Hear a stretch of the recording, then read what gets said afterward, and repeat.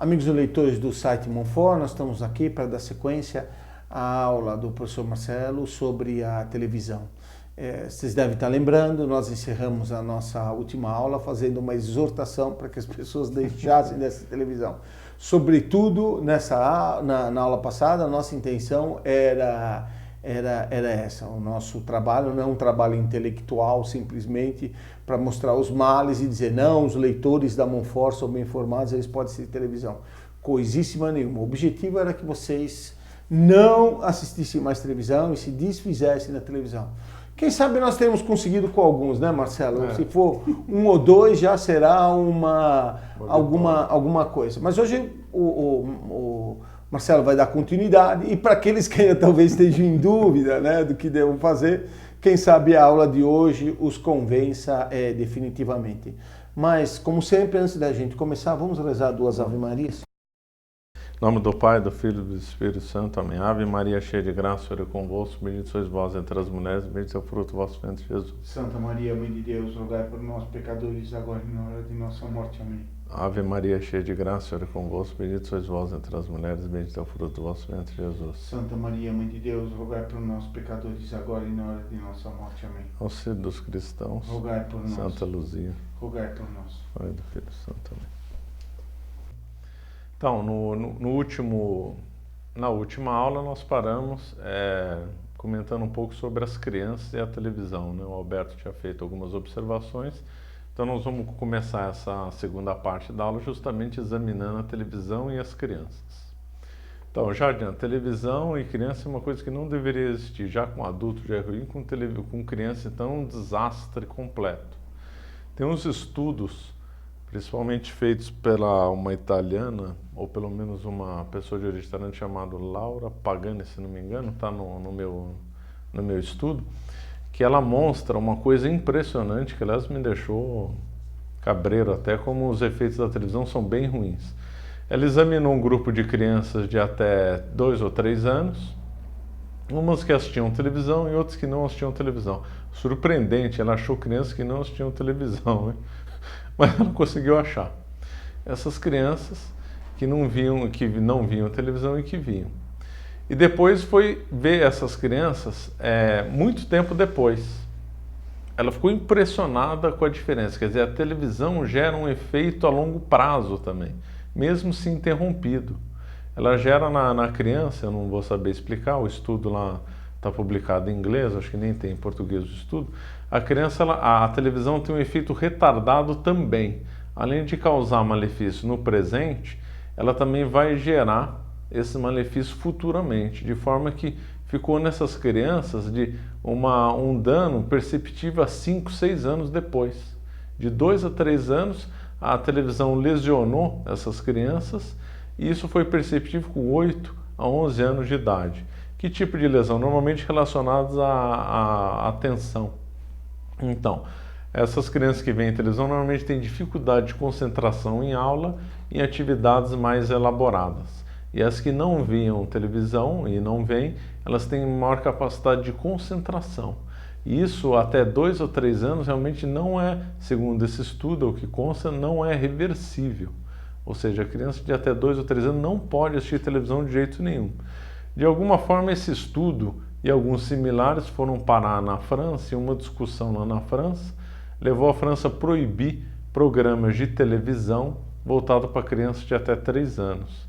E a televisão não é estimulada para criança até essa idade. Na França e na Austrália estão se discutindo a mesma coisa. Eu achei isso aí de uma gravidade enorme.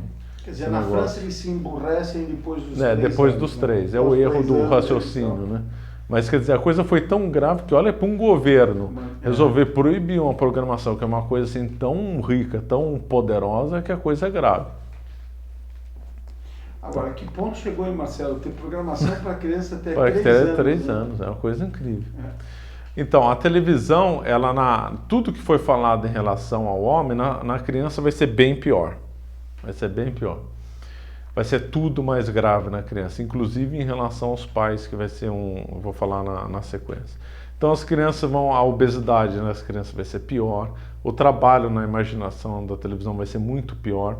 Inclusive, a televisão vai trabalhar na imaginação da criança tendo até uma bifurcação nas crianças que assistem televisão e nas que não assistem, no tipo de imaginação que elas vão ter. Isso aí também acontece com o videogame, que eu vou comentar mais para frente. Então, uma criança ou um jovem que vê televisão, aí mais jovem na pré-adolescência, eles vão ter um tipo de imaginação inútil, aquela que não vão servir para ele no dia a dia, nem no dia a dia agora, nem no futuro. Enquanto que a criança e o pré-adolescente que não assiste televisão e nem se utilizam de videogame, a imaginação delas é voltada para coisas úteis. Exemplo, como funciona a imaginação da criança que assiste televisão e não assiste. Isso eu vejo porque eu também sou pai de 3 crianças, então dá para ver isso claro. Então, a criança que vê televisão, ela vai ter uma imaginação sem fulcro na realidade. Ela vai ver espaçonaves, vai ver andando no tempo, vai misturar o ontem, o hoje, o depois, homem que voa. Vão fazer toda a sorte de coisas que simplesmente não existem e não vão ter função prática nenhuma. A criança que não assiste televisão, ela vai ter uma imaginação projetiva, como se fala, uma imaginação útil. Mesmo quando ela pega simulando que ela vai andar a cavalo com uma vassoura, a vassoura existe, o cavalo também existe. A imaginação dela trabalhou usando 2 coisas que existem na cabeça dela. E mais pegando um bom exemplo do Lego. Então, uma criança que usa o Lego e não a televisão, ela vai bolar carrinhos no Lego. Então ela está trabalhando com coisas que existem e coisas que vão ter uma praticidade. Crianças do passado montavam carrinho de rolemã, que era uma coisa prática. Peão, bolinha de gude, eram outras brincadeiras que são vinculadas em coisas concretas e que têm funções práticas. Isso no futuro vão formar melhores engenheiros. Aliás, o estudo ficava ligado justamente porque favoreceria o estudo de engenharia. Claro, o engenheiro é fundado em coisas concretas, nenhum engenheiro vai ficar fazendo espaçonave para viajar no tempo, né? Então a criança que teria magia, que fez pontos com Lego, ela vai ter mais interesse em como fazer, como construir, etc. Já adianta, minhas crianças, assim como os do Alberto, não assistem ou não assistiram televisão. Eu brinco em casa, a televisão é o Lego. Então elas ficam tão entretidas na televisão que eu fico me perguntando, para que televisão? Se já tem tanta coisa que elas têm para se entreter. E no passado também, né? Meu pai, na infância dele também não tinha televisão e nem por isso ele ficou revoltado, não teve infância, nada. Teve uma infância mais feliz que todo mundo, com eu já falei, carrinho de rolemã, bolinhas de gude, outras brincadeiras. E no interior eles conversavam? No interior eles conversavam, lógico. Conversavam. Ou, aliás, a televisão matou, fazendo um ponte com o Nelson Rodrigues disse que a televisão matou a janela, né? Que era verdade. A janela da casa é a televisão. E a televisão matou conversa na família, matou conversa entre as pessoas. As pessoas se for conversar é porque apareceu algum tema na televisão e ele está pegando o gancho na televisão, né? Então, as crianças vão ter, o que é bem relacionado com criança na televisão baixo rendimento escolar, déficit de atenção. Déficit de atenção eu já comentei. Tem outro estudo interessante relacionando a publicidade com a criança. Além de instalar na criança uma mentalidade consumista e materialista logo no começo, esse estudo que é muito interessante, aliás, essa estudiosa que agora me fugiu o nome, mas está no trabalho, deu uma palestra no Brasil. Se eu soubesse, teria ido, fiquei sabendo bem depois. E ela comenta que a propaganda ela destruiu as brincadeiras infantis. Eu achei isso muito interessante. Então a criança fica lá vendo na televisão as bobagens lá de desenho animado e deixa de brincar com aquelas coisas tradicionais, conforme eu já citei, empinar pipa, soltar peão, brincar de bolinha de gude, andar de bicicleta, jogar futebol na rua, que não tem mais. Aqui em São Paulo tinha placa de advertência, cuidado, criança jogando futebol na rua. Hoje não tem mais essas placas. Eu, na minha infância, joguei muito futebol na rua. Fizeram ciclovias, né? E ninguém usa. Podia usar a ciclovia como futebol, né? A Dani vai me chamar de coxinha. E no meu caso é até merecido, né? Então, agora uma outra coisa grave para os pais é as crianças. Os pais têm obrigação com os filhos, óbvio, né? Aliás, esse alerta é do Pio XII. O Pio XII, ele não condenou a televisão, mas de alguma forma ele já percebia algum perigo na televisão. Então ele tem um alerta aos pais em relação à televisão. Então, a televisão, ela tem tudo que é grotesco, sujo na frente. Agora, você vai colocar o seu filho para ver isso? Quer dizer, tem uma advertência grave lá na Sagrada Escritura. Alguém que escandalizar uma criança é melhor que seja posto uma mó de atafona no pescoço da pessoa e jogado num lago. Mó de atafona é pedra de moinho, quer dizer, a pessoa morrer afogada num lago. Quer dizer, então há um alerta disso, há um alerta no Evangelho. Cristo, parece que Cristo está falando para hoje em dia, né? Então as crianças são escandalizadas todo dia na televisão. Não é só, o desenho animado é um escândalo menor, mas imagina uma criança vendo uma novela, vendo um telejornal, vendo um programa de reality show, um escândalo completo. Os pais têm a obrigação de evitar isso. É uma obrigação bem grave para os pais. Então, já para eliminar esses riscos, quem ainda está na dúvida de abandonar a televisão e for pai, abandona. Porque além de causar um mal para os filhos, a pessoa também pode ser culpada de ter escandalizado os próprios filhos. As pessoas têm preocupação, e uma justa preocupação de não ter, por exemplo, um revólver em casa que a criança vai pegar e vai se ferir, vai matar, etc. E é óbvio que é uma preocupação bastante real e bastante objetiva. Mas qual é a pior? Quer dizer, então elas colocam lá, o revólver está todo escondido, etc, etc, mas mesmo assim é perigoso. Agora a televisão está lá no meio da sala, acessível, destrói, como você mostrou bem, a alma da criança, mas aí não tem problema. Isso é um absurdo. Quer dizer, assim como não se tem a arma em casa, muito menos a televisão. Claro. Claro. Bom, agora nós podemos mudar de tópico. Nós vamos falar de alguns programas da televisão. Nós atacamos a televisão como um meio, na realidade já daria para parar por aqui, mas para ficar mais clara ainda a exposição, nós vamos falar de alguns programas aqui em espécie. Nós vamos falar então do primeiro das telenovelas, essa maldição aqui que domina o Brasil. Tem um estudo bom do Albert Schoen, que trabalhou no Banco Mundial, se não me engano, fez um estudo sobre telenovelas no Brasil relacionado à taxa de natalidade. E até também, se não me engano, com taxa de divórcio. Ou também foi feito um outro estudo paralelo, mas os dois estudos são bem interessantes. À medida que a novela foi crescendo no Brasil, a taxa de separação e divórcio aumentou e a taxa de fertilidade das mulheres diminuiu. Quer dizer, o Brasil foi vítima de uma reengenharia social feita pelas novelas. Por quê? Porque a novela sempre mostra famílias com poucos filhos. Ela nunca mostra uma família numerosa com 10 filhos, 6, 7, isso não existe. É sempre uma família, ou às vezes também com nenhum filho, né? Mostra a família com 1, 2 filhos, isso seria bom e feliz. Então, a pessoa fica vendo, o bom é ter 1 e 2 filhos e não quer ter uma família grande. Isso é um estudo já do Albert Schoen muito completo, tem um link lá no meu trabalho para quem quiser interesse. O estudo do divórcio também é bem interessante, porque sempre coloca às vezes o pai de família como o malvado, o intolerante, e aí a maioria dos pedidos de divórcio no Brasil é feito por mulheres, e uma dedicação é por causa das novelas também. Então coloca o marido, o chefe de família, como o cruel, o malvado, o rabugento e tal. E sempre coloca o amante da mulher como o bonzinho, o correto e tal. Então induz a mulher a separar do marido para juntar com o outro, que seria o bonzinho, o certinho, o mais bonito, o mais fortinho. Então a televisão ela faz essa engenharia, tanto diminuindo as famílias como incentivando o divórcio. E agora com a aberração da ideologia do gênero, que nós não vamos comentar aqui porque o assunto seria longo demais, aí a televisão está fazendo essa aberração agora, né? Então a telenovela também tem um outro tipo de corrupção, além dessa corrupção moral. Também é corrupção de transformar uma ficção em não ficção. O que é isso? A televisão já mistura ficção e não ficção. A novela, embora tenha até advertência lá falando que isso aqui é um retrato ficcional, uma invenção escrita por alguém, a novela mostra tanto o dia a dia de uma cidade, de umas famílias, que as pessoas estão parecendo que estão vendo uma coisa não ficção. E a novela faz esse jogo duplo. Quando interessa, ela diz que é uma não ficção, mas quando interessa, ela também diz que retrata o país, retrata a sociedade, está defendendo os valores da sociedade.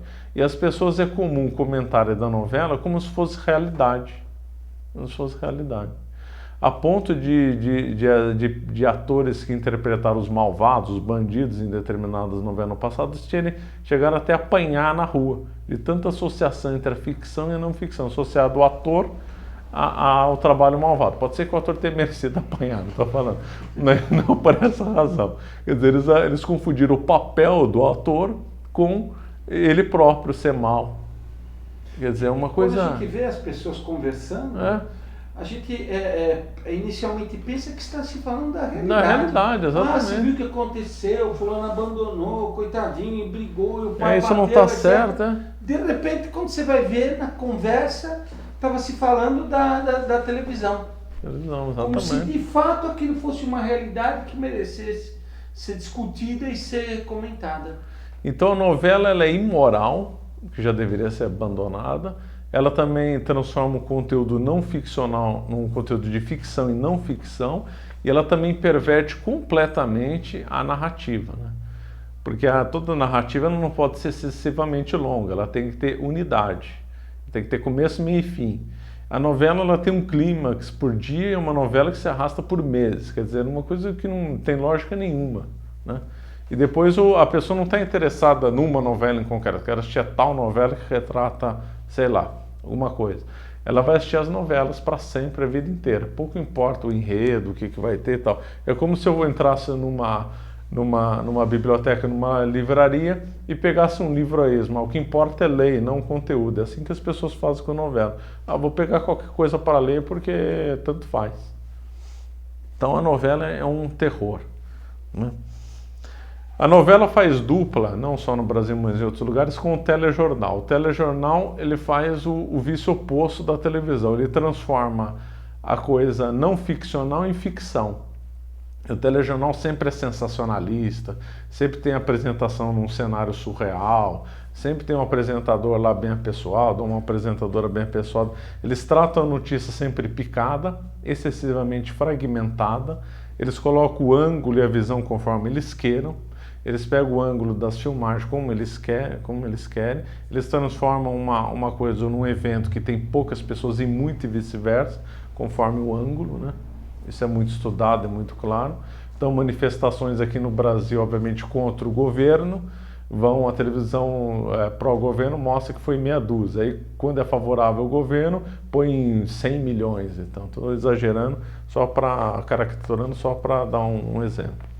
Então, a televisão, o telejornal faz o que quer com a informação e com a realidade. Ele deturpa a realidade.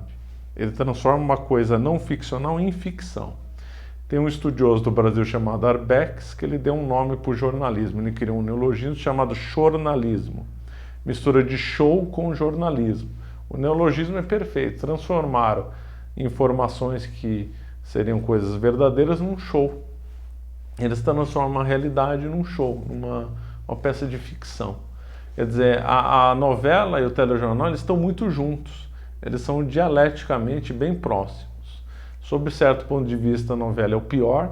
Sob outro ponto de vista, o telejornal é o pior. E o telejornal transforma a verdade em mentira, né? E muita gente diz, não, o telejornal é bom. É bom, então, etc. É uma deturpação também. Deturpação completa. E o dos espaços mais caros dos comerciais é dentro do telejornal. Uma das explicações é o seguinte: o telejornal apresenta muita desgraça.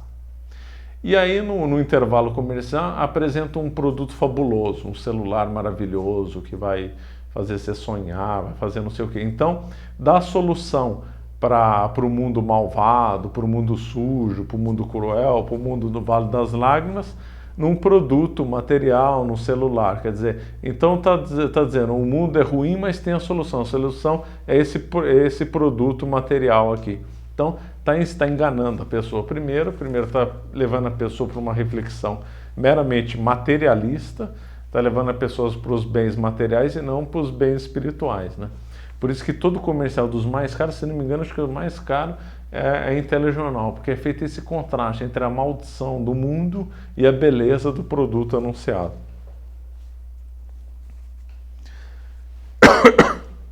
Fora a sujeira que está por trás dos telejornais. Como o telejornal é tudo relegado a muito dinheiro, essas grandes agências de notícia, quando ele vai, por exemplo, uma guerra lá nas guerras intermináveis no Oriente Médio, e eles estão de posse lá de uma informação onde mostraram 10 pessoas decapitadas.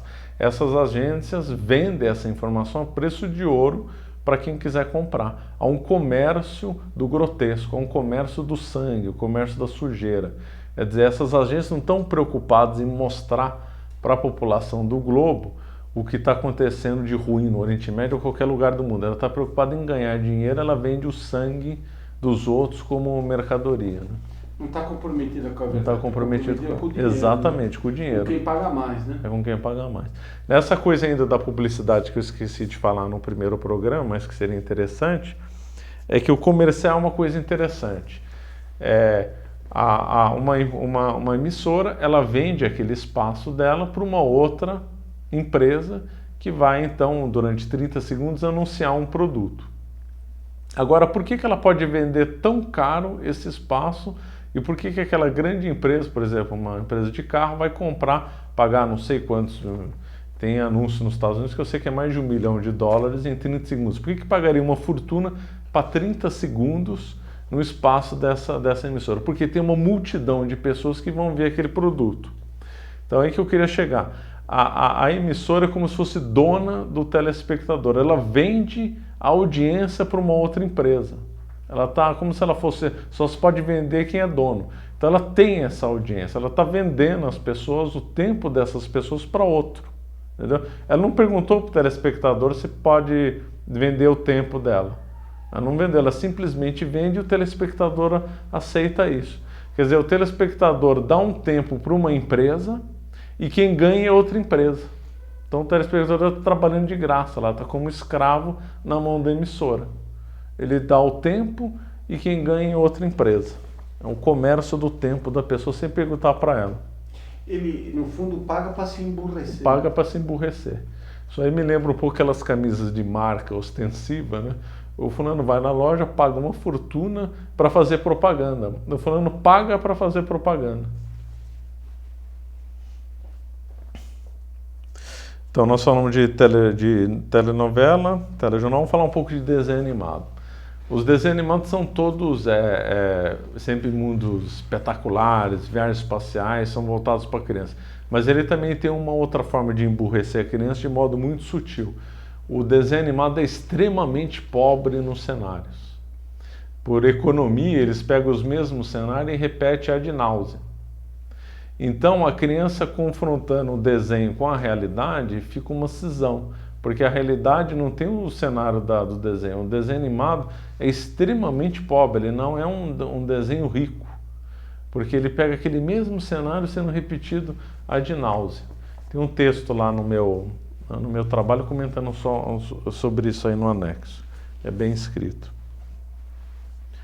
No desenho animado, acho que tá bom por aqui. Vamos para o reality shows. Mas você sabe, Marcelo, eu lembro do meu pai comentando que não existia reality show antigamente, mas existia aqueles programas de calouro, onde ia lá um coitadinho cantar e o apresentador ria dele, debochava e aquilo.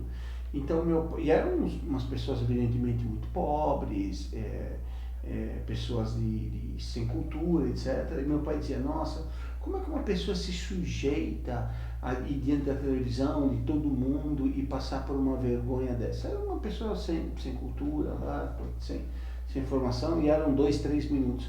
Agora eles passam um tempão lá, né? Se mostrando para os outros, mostrando todas as misérias humanas e com satisfação, né? Esse programa é um verdadeiro câncer na sociedade. É verdade. Eu acho que a televisão chegou no maior baixo nível do grotesco, da exploração, e a pessoa se deixa ser explorada nesse programa, né? Criação holandesa, né? Ah, é holandês isso? É holandês. Eu não sabia, tinha que ser, né? Tinha que ser, né? Uma droga dessas tinha que ser holandês. Tinha que ser holandês. Já invadiram o Brasil, destruíram muito e invadiram o Brasil de novo com esse reality shows aí. Então nem vou comentar do reality show que é tão grosseiro, tão grotesco que não dá. Bom, videoclipe. Videoclipe é uma das coisas mais delirantes do ponto de vista de estética que tem na face da Terra, o videoclipe. É uma fusão entre a televisão e o rock. Então, é uma coisa, a construção é completamente delirante. São coisas normalmente sem pé nem cabeça, né? São sempre com umas colagens sem nexo nenhum. Bom, rock já não tem lógica nenhuma. E combinado com a ausência de lógica na televisão, virou a fusão perfeita do não texto com a não imagem e com a não som. A fusão mais perfeita que tem dessa antimetafísica entre imagem, texto e som é o videoclipe.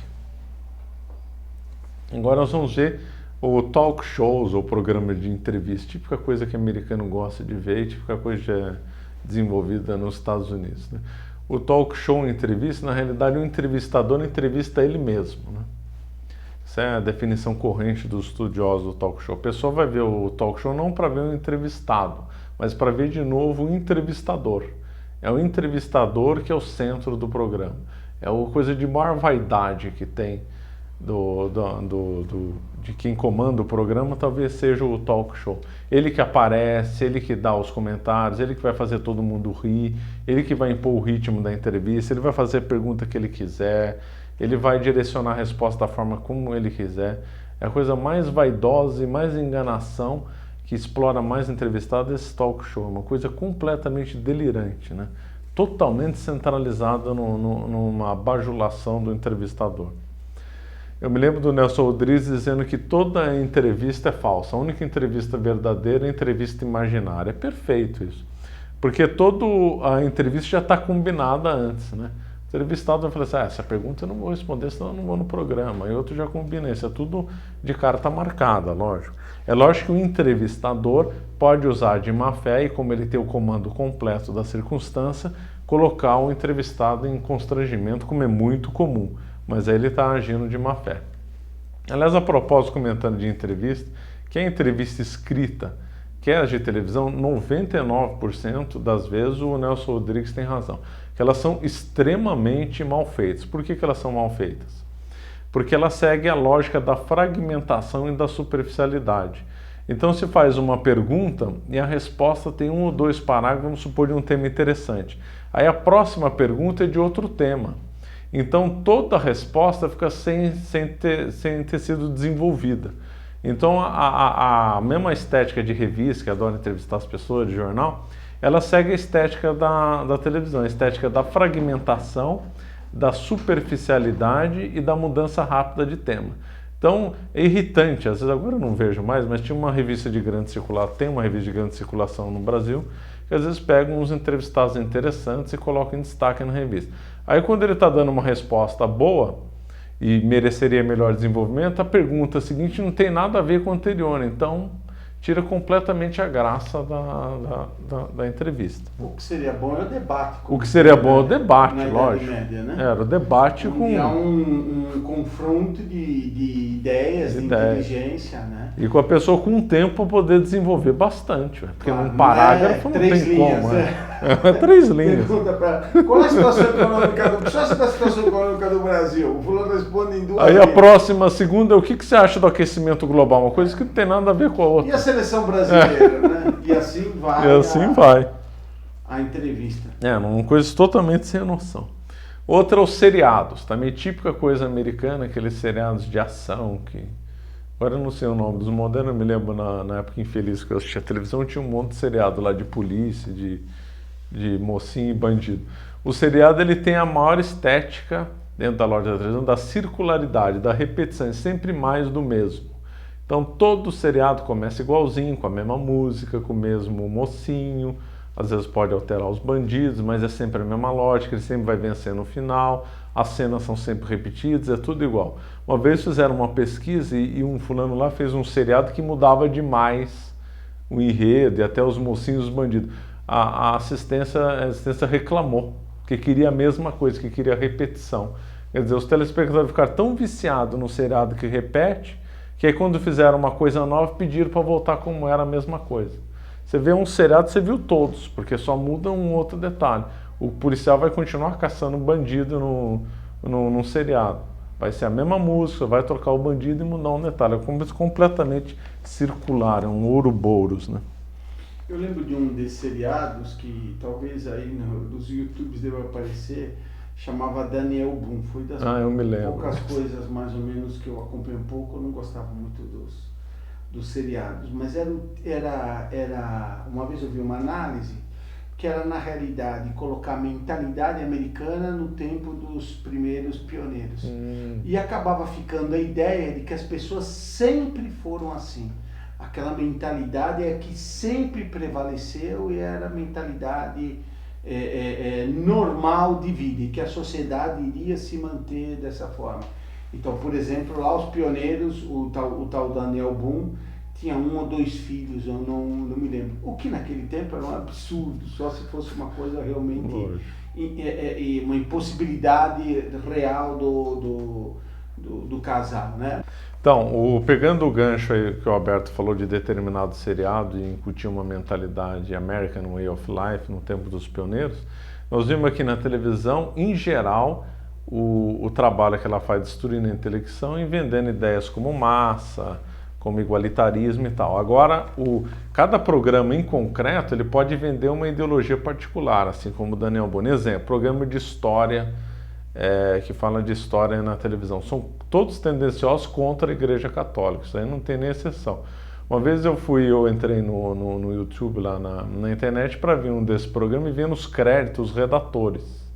E fiz umas pesquisas, todos eles eram contra a Igreja Católica. Quer dizer, então, fulano que supostamente é imparcial vai fazer um programa de história só contra a Igreja Católica, óbvio. O outro vai fazer o American Way of Life, o outro vai vender marxismo, lógico. A maioria dos programas vai vender também ideias marxistas e comunistas para as pessoas. Então, existe em geral, o que a ideia da televisão está fazendo, é primeiro a destruição da intelecção das pessoas perderem a capacidade de raciocinar e vender qualquer ideologia para elas. Isso aí na realidade é coisa dupla e tem muito do Lenin nessa história. Para se vender uma ideia antinatural para as pessoas acreditarem, por exemplo, comunismo, tem que ser feito 2 coisas, e melhor essas 2 coisas feitas ao mesmo tempo. Primeiro, emburrecer as pessoas e vender a ideologia. Porque se você só emburrecer a pessoa e não vender a ideologia, ela vai ficar só burra e tal. Se você vender a ideologia sem emburrecer, ela não vai acreditar. A coisa tem que ser dupla, ao mesmo tempo. É isso que a televisão faz.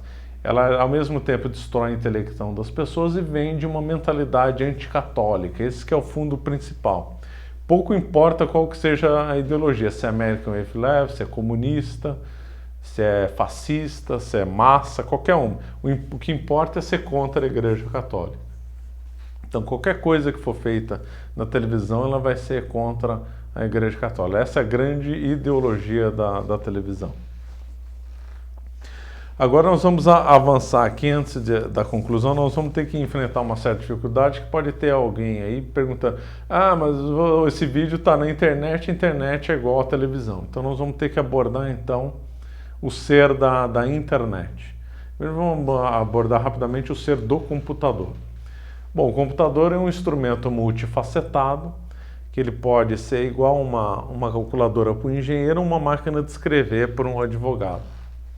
Como é o meu caso, né? O computador virou uma máquina de escrever. Então, aí nisso o computador não tem nenhum mal, ele em si, porque ele era uma mera ferramenta. Ele pode ser feito um mau uso do computador, mas é outra história. O computador isolado da internet surgiu como uma ferramenta de trabalho. Agora sim, a internet. A internet é um instrumento extremamente poderoso, esse meio da internet, e multifacetado também. A internet ela pode ter as notas da televisão ou pode não ter. E adianto já, ela pode ser até pior que a televisão. No que? Você pode usar a internet como televisão, ou usar a internet bem. A televisão não pode ser usada bem, conforme exaustivamente eu falei, porque o telespectador não tem como interferir no uso da televisão, não ser desligar. Agora, na internet dá para fazer bom uso da internet com critérios, ou dá para fazer mau uso da internet. Então, mau uso da internet é usar a internet como televisão, que 90% das pessoas infelizmente fazem. Por isso até hoje os vídeos na internet, do YouTube e outros, são sempre curtos. Justamente para estimular a mudança rápida de um vídeo para o outro, estimular a fragmentação e todas aquelas notas do fluxo, todas aquelas notas ruins que eu falei. Mas a internet pode ser feita com bom uso, e aqui nós estamos vendendo o nosso peixe, os vídeos aqui da Monfort. Agora, mesmo esses vídeos podem ser mal usados. Como? Então, fulano pega lá os vídeos da Monfort e assiste 5 minutos de cada um em sequência, não vai aprender nada. Ele está usando uma técnica televisiva para tentar aprender uma coisa boa. Então, ele está usando uma mal técnica numa coisa boa, e não pode. Então, na internet tem que ter critérios de estudo, que assim como se fosse estudar um livro, fosse no dia a dia, como forma a pessoa gosta de estudar, meditar, também tem que ser usado na internet o mesmo critério, porque senão ela vai virar uma televisão sofisticada, aí vai trocar 6 por meia dúzia, não adianta. Se usar as ideias de fluxo, de mudança rápida, de fragmentação, pode pegar o melhor vídeo da internet que vai causar o mesmo malefício da televisão. Então tem que ter critérios. Quais que são os critérios? Já adianto. Alguns autores são bons nisso, por exemplo, Pierluigi Piazzi ensina como estudar. Vale a pena, quem não está familiarizado com as ideias deles, comprar o livro e aprender. Mas já adianto, a leitura tem que ser seguida de uma meditação e, se possível, escrever o que se aprendeu. Isso, a combinação de estudo e meditação não é do Pierluigi Piazzi, é coisa que já há séculos os doutores da igreja, os gregos, já falavam. Mas hoje, como há muita facilidade para escrever, né? Escrever não é teclar, hein? É escrever num papel o que se ouviu, o que se aprendeu. Estudar no mesmo dia a coisa. E não mudar de tema repentinamente. Porque se mudar de tema repentinamente, vai cair nos mesmos efeitos da televisão. Por que eu estou falando isso? Estou falando isso para ver como a internet não se confunde com a televisão. A internet pode se fazer bom uso e mau uso. Um outro gancho da internet, que é quando a internet surgiu, isso aí não existia, ou pelo menos não existia não com a força que tem, as redes sociais também. Redes sociais também têm as notas nefastas da televisão, infelizmente. É difícil usar bem rede social. Porque a rede social é um grande estímulo para a vaidade das pessoas. Então, você entra lá nas principais redes sociais, é sempre a foto do outro viajando, de carro novo, de tênis novo. Nunca é a foto do fulano no hospital, com o pé quebrado, devendo no banco, não podendo viajar. Uma glória. A não ser que ele use isso como vaidade. Aí sim. Chegar num ponto até de dizer, não, estou devendo, olha só. Mas aí como vanglória. Como vanglória. Vanglória, aí sim. Não como algo que fosse uma tristeza. Uma tristeza, exatamente. Então a rede social é uma rede, na realidade, de vaidades. As pessoas não trocam informação, elas trocam vaidades. E já se sentem efeitos disso. Um dos lugares que, aliás, é o lugar atualmente das máquinas monetárias que mais incita a inveja é a rede social. Tem até clínica de desintoxicação em São Paulo de viciados na internet, e muitos desses vídeos ligados à rede social também. Então tem que ter muita cautela para usar a rede social. O melhor seria não ter. Mas talvez hoje, por causa de relações de trabalho, até familiares, seja difícil evitar. Mas que faça bom uso e não ponha fotografia do fulano viajando, sempre bom, sempre sorrindo. Coloca a coisa mais impessoal possível. De moralidade é muito grande. De moralidade também, né? Mas mesmo supor que não tivesse nada de moral, já assim também já seria muito errado, né? Então tem que ter muito cuidado com rede social. Melhor seria não ter, né? Na rede social. Então a internet é extremamente multifacetada, né? Aliás, a internet substitui uma dúvida que alguém poderia ter. Mas na televisão, certo dia apareceu um programa, um trecho de um programa muito interessante que teria valido a pena ver. Pronto, a internet resolve esse problema. Basta ver esse vídeo que passou na televisão numa hora específica, que tá bom. A internet também é muito boa para pesquisa também. Aqui deveria gravar uma outra aula só sobre a internet. Eu vou concluir agora nesse ponto.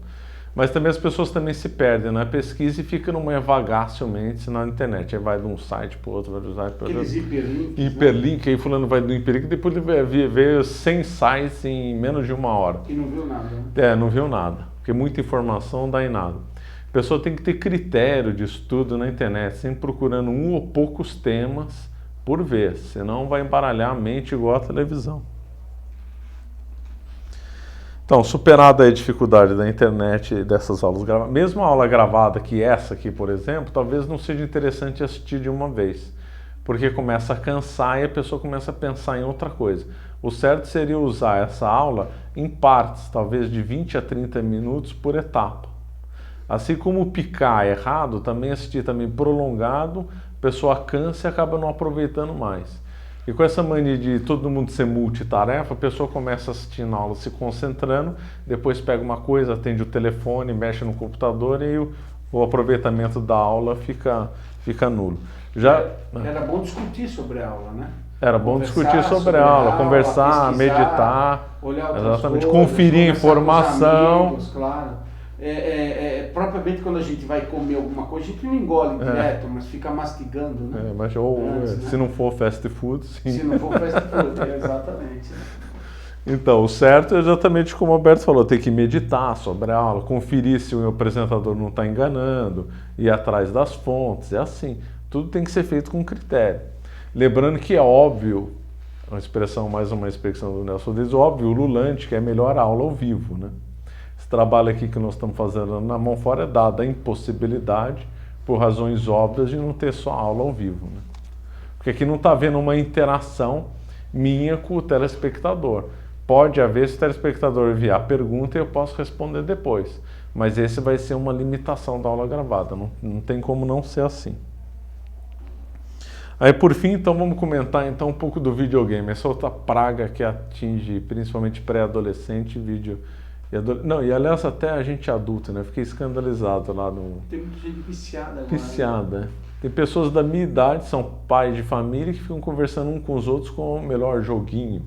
Quer dizer, é uma coisa completamente sem sentido. Fulano trabalha, às vezes é um profissional competente, chega na hora vaga, ele vai ficar de videogame. Alguns usam a desculpa, meu filho quer jogar, na realidade ele quer jogar e põe a culpa no filho. Então, o videogame é um desastre completo, porque o videogame vai ter todas as notas negativas da televisão.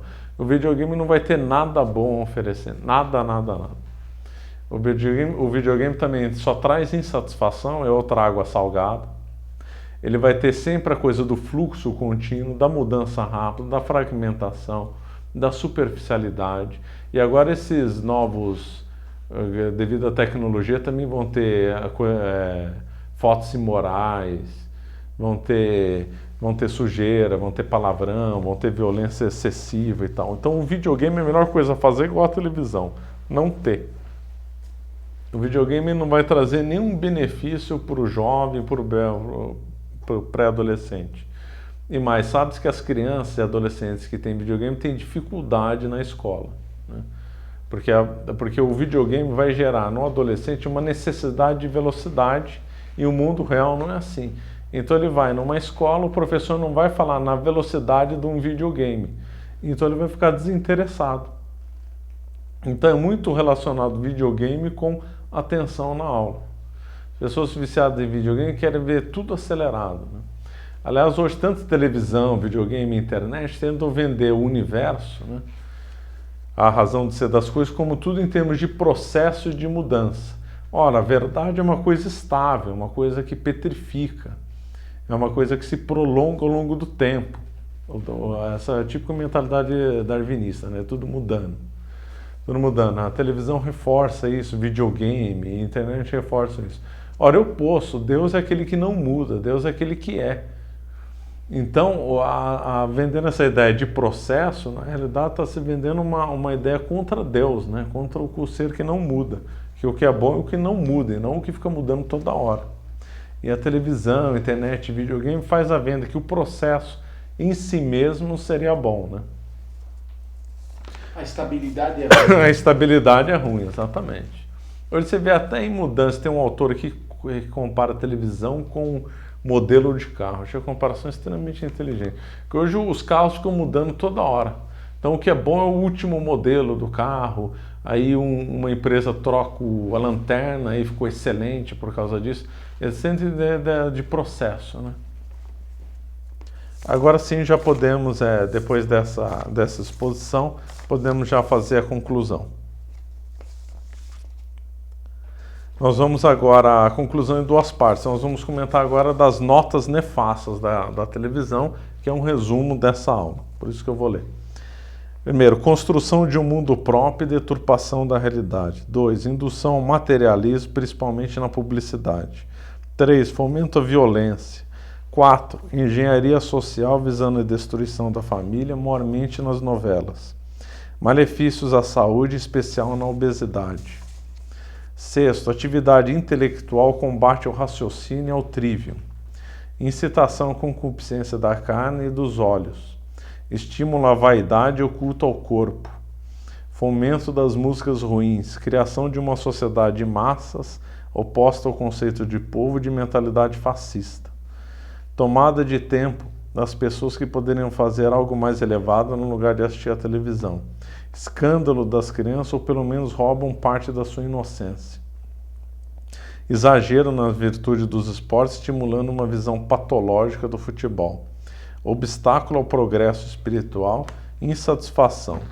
Uma visão antimetafísica dos seres, confusão entre meio e fim. Essas são 15 notas que eu elenquei no desastre que é a televisão. Que rol, hein, Marcelo? Que rol, hein? Que tragédia. Na realidade, a televisão é uma... Eu comecei com uma analogia com o armamento, e a analogia é muito boa, porque a televisão é uma bomba atômica, né? A televisão é uma bomba atômica de destruição em massa, né? Enquanto que uma pessoa individualmente, mal intencionada, ela pode fazer mal sempre individualmente, né? Como os americanos dizem, one to one, não. A televisão é uma bomba nuclear, ela faz mal para a humanidade inteira. E ela é tanto assim que ela impõe até o que a pessoa vai pensar no dia seguinte, quer dizer, o que ela vai conversar com os colegas de trabalho, com a família e tal. Mesmo que se for criticar a televisão, ela já ganhou, porque ela que propôs o tema. Ela que propôs as regras do jogo. Ela que propôs as regras do jogo. Ela vai propor o que nós vamos discutir, como mesmo criticando, ela já venceu. Aliás, eu esqueci de dar um exemplo, eu que sou pai, sempre fico preocupado com pedagogia. Um bom substituto para o videogame seria o jogo de xadrez. O jogo de xadrez é muito bom para a intelecção, é o oposto da televisão, do videogame, estimula o raciocínio, vai ajudar na aula e ele é extremamente simbólico também. Então, é um grande auxílio contra a televisão, videogame e internet, é o jogo de xadrez, somente para crianças e pré-adolescentes, né? Então é isso, Alberto, quer falar mais alguma coisa? Não, acho que tá bom, né? Acho que nós vimos todo o mal que é a televisão. Acho que esse exemplo final seu é muito adequado, essa noção da televisão como uma bomba atômica, porque a devastação que ela faz é gigantesca, né? E as pessoas procuram desculpas para não se livrar desse vício, né? E o que a gente pode garantir é que uma vez se livrado dele, é claro, primeiro por razões até sobrenaturais, como você colocou nessa sua lista, mas mesmo do ponto de vista natural, é uma vantagem não ter a televisão. Sem dúvida. Ou se apaga a televisão vai apagar alguma coisa na nossa alma. Não tem das duas. Tá bom, então acho que a gente pode rezar e encerrar. Tá.